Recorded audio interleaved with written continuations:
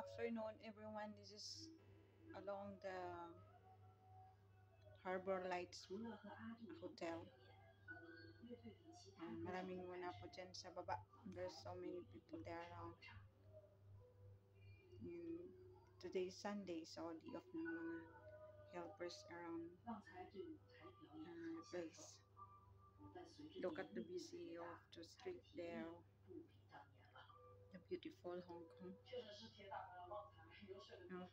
Mga yacht or small boat. Yung ganda oh.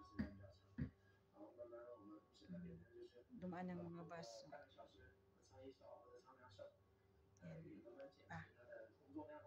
So hectic na. Grabe mga dito. Hindi naman siya congested ngayon kasi Sunday.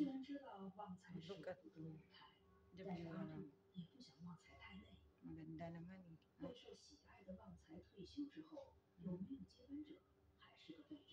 Papunta yan doon sa Causeway Bay, Causeway Bay.